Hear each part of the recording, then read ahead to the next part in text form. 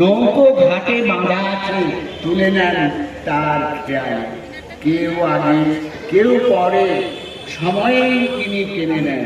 তাই তো বলি, কোদল নয়, হিংসা নয়, ভালোবাসো সবাইকে। ধন্যবাদ।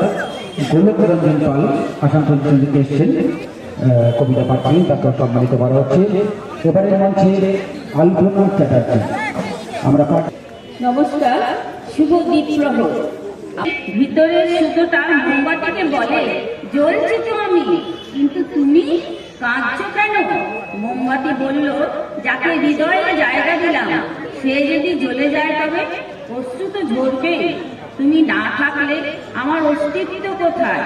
তুমি আসো বলেই আমি আলোকিত হই। তোমার স্নিগ্ধ আলোয় আমি মহিয়ান। নিজেকে পোড়াও নিঃশেষিত হয়ে কোমল উত্তাপে।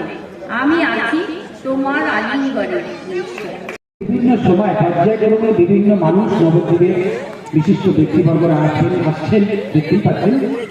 এবারে আমাদের মধ্যে যে পৌঁছেছেন নবদ্বীপের একটি বিশিষ্ট পত্রিকা পুরাতন তুলে দিচ্ছেন। সত্যি সত্যি সুন্দর সময়ের সাক্ষী থাকছে আমরা। এই যে এমন একটা জায়গায় অনুষ্ঠান হচ্ছে, এই এক উচ্চ মানুষ আমাদের জেলার বিভিন্ন জায়গা থেকে এসেছেন, যে সুন্দর ভিডিও করে দেওয়া হলো। সত্যি ছোটদের এইভাবে আমরা